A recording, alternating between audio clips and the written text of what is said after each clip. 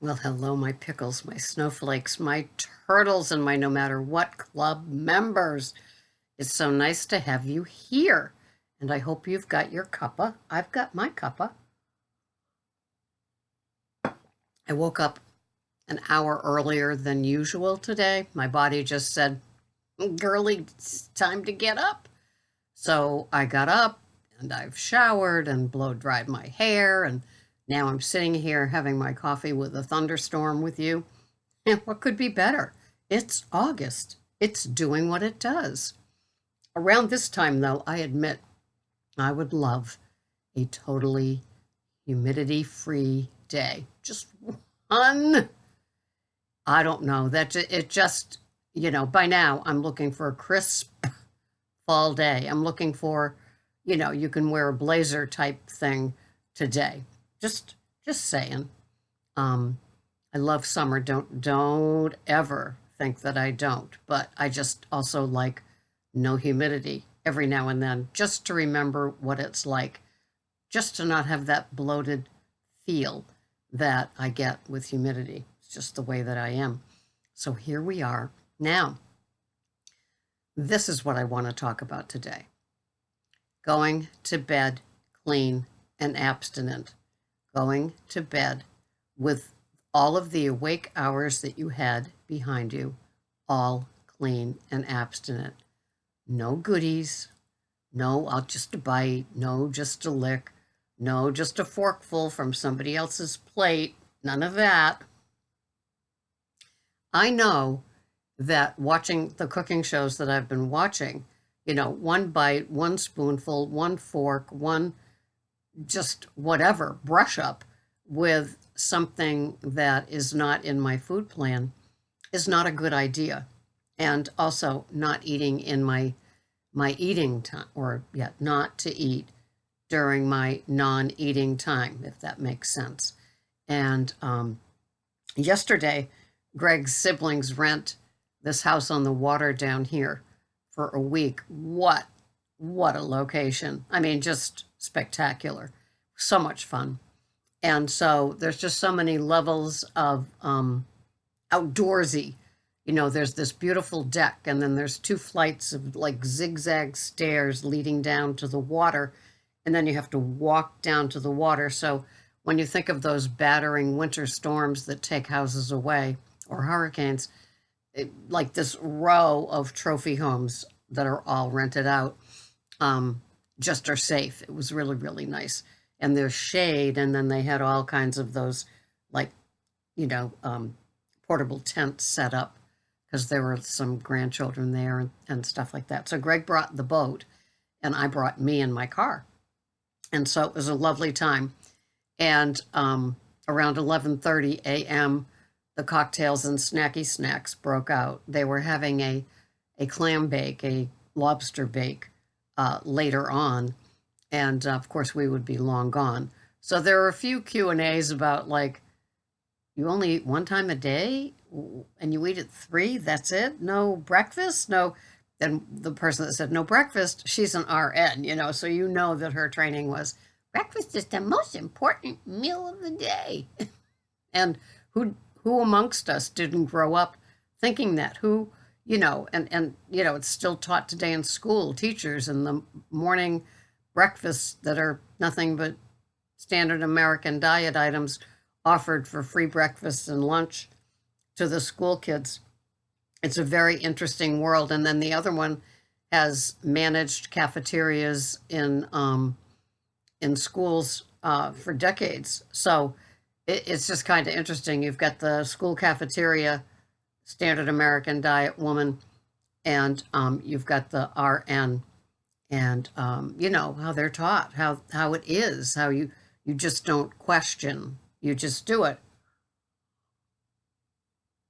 And I know that Susan Miller, who I interviewed a while back, and so did OMAD, Mike, she was in that world of schools and foods that you had to feed everybody for many, many years. And what a conflict it is. Not a kind of a conflict of interest, but what a pull at the heart, where you have to believe in this or follow this because that's who's funding you and that's how it's all about. It's tough. It's nice to break free of that and just be on your own. So I can only imagine if they learned what I do eat. When I got home yesterday afternoon, so for dinner, I had a porterhouse steak and a sweet Italian sausage. And I can just imagine them going, one meal a day and there's not even a green vegetable? What about a salad? What about you know, and I used to bring ginormous trays of my, kind of famous to them salads to have because while they were cooking all the macaroni and cheese and the rolls and the casseroles and the, carrots with lots of sugar on them, items which are yummy if you're in that world for Christmas and Thanksgiving, I would trot in the salad with a couple of bottles of, commercial dressing, and so figuring, well, at least this is my contribution. And the salads worked until they didn't, as many of you have experienced too. I used to have my big A salad. So did Mark Sisson. That's where the term came from. And then Dr. Volk, he's the one that does the bypass. I still get his feeds of videos because he's very motivational. And so didn't we all think that a good green salad was the way to go, Oh, and if it has spinach in it too, oh, all those antioxidants, all those oxalates we soon learn. So anyway, that's how that all goes. So it was a lovely visit. And yeah, they're just lovely, lovely people. I adore all of them. He has 5 brothers and sisters, and I'm an only child, and I was adopted, and my mother was an only child. So I've got my 2 sons and my grandchildren. So I don't come from a big family. And then when my mother married my father's brother after my father died, oh yeah, this is a Lifetime movie that I'm coming out of. So anyway, going to bed without having a nibble, when they brought out all the things. And, in the old days, I would have thought, well, this is really perfect. The kids had cups of goldfishes, but the adults were having like cubed cheeses and lots of different cut up fruits and, all very lovely with their cocktails. And, 30 years ago, that would have been me. And I would have said, look at what I'm eating. I'm not eating any junk. This is all good. It's cheese, it's fruit, it's, a little wine. Although I drank Tanqueray and tonic only in August. So I guess I would be having a Tanqueray and tonic right about now. Isn't it funny, those old habits? But today, I went there, did not have anything, no water, no cocktail, no piece of fruit, no cube of cheese, nothing. And to come home and have my meal and then go to bed. And it was an abstinent day. Now, abstinent for me means I'm following what I plan to have on my chronometer. And I really just use the chronometer more as a meal plan now. I use a 7-inch Fiesta luncheon plate. So I'm, used to the size and what fits on it. And with that porterhouse steak last night, it was yesterday afternoon, it was kind of big. So I cut a section off of it and then fit that little sausage right in there. I didn't have eggs. Greg said, no eggs? And I said, no, not today. I wanted the sweet Italian sausage. So that was my OMAD yesterday. And today I do have eggs planned with 1 ounce of organic Munster from Whole Foods. I'll even show it to you. What the heck? What the heck? Yeah, these are my macros for the day, for today. I'm having 1,205 calories. I'm having 133.4 grams of protein. My carbs total are 1.8, and my fats are 74.6. So I'm having 4 ounces of steak tips from Whole Foods. I'm having 8 ounces of ribeye from BJ's. I'm I'm having 3 Pete and Jerry medium-sized eggs and that ounce of Munster cheese. And then I have 3 cups of coffee with my Keto mostly 2/3 unsweetened, 1/3 either vanilla or hazelnut. That's how I go, because the flavored is too sweet, and the unsweetened I like the little bump. I'm having that with, and I've already had, no, I haven't had it yet, my 14 grams of lemon juice with my electrolytes. And so, my whole day now. So we'll have our meal between 2 and 3. I do an overnight tonight, and it's all good. But waking up after not having any no-nos, any naughty no-nos from the day before, no licks, no taste, no forkful, no bites of, is a wonderful, clean feeling. And you know when you're clean. You know when you are.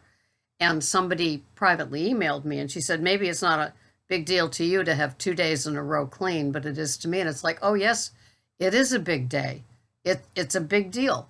I so appreciate cleanness and abstinence. It's such a motivator.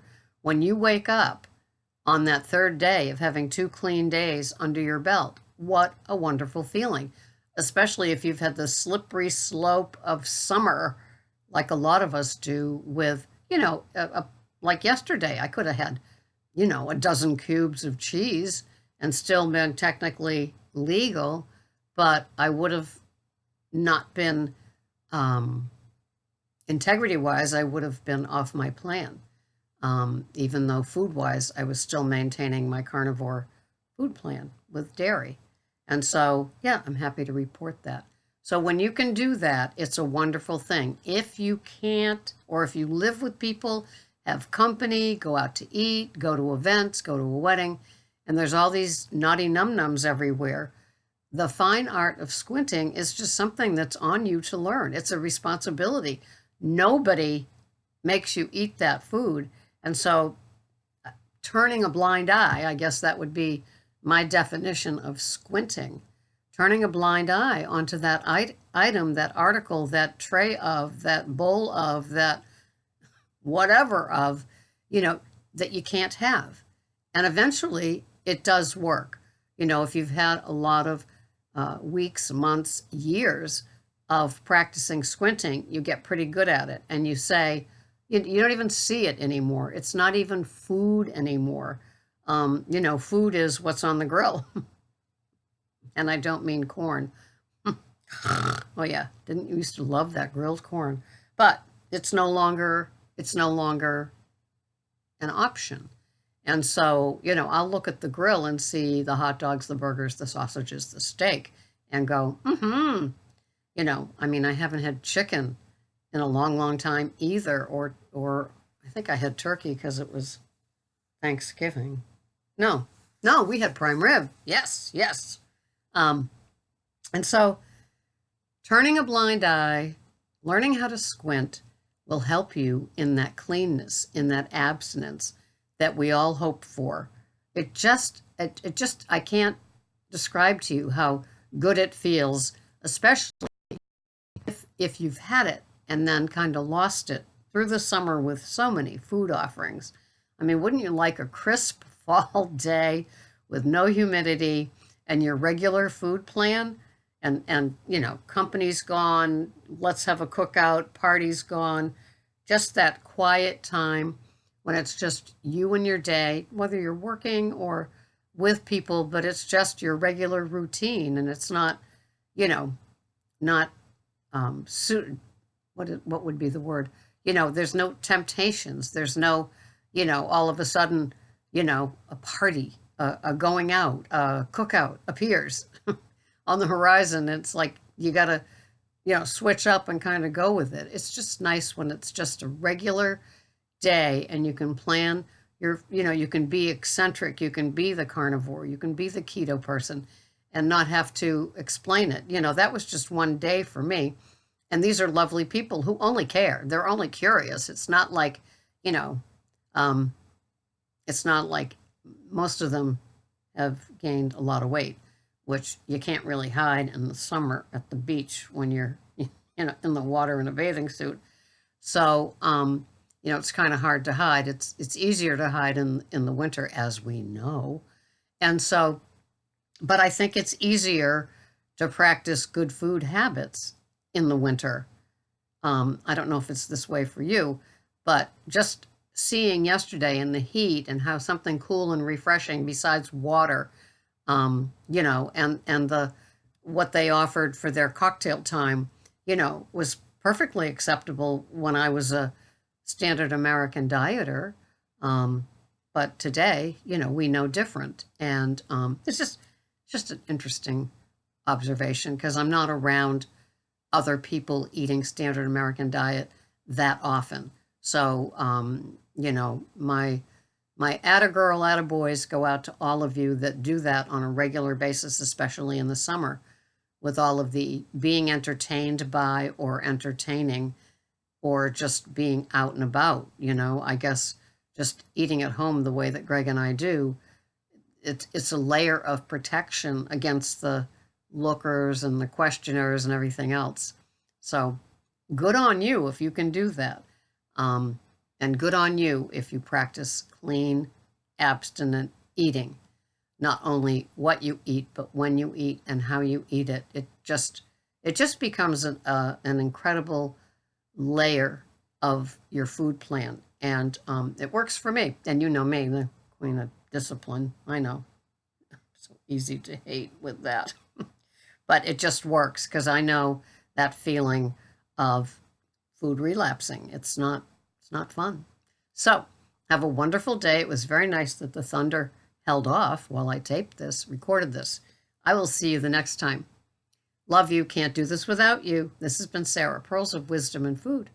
Bye-bye for now.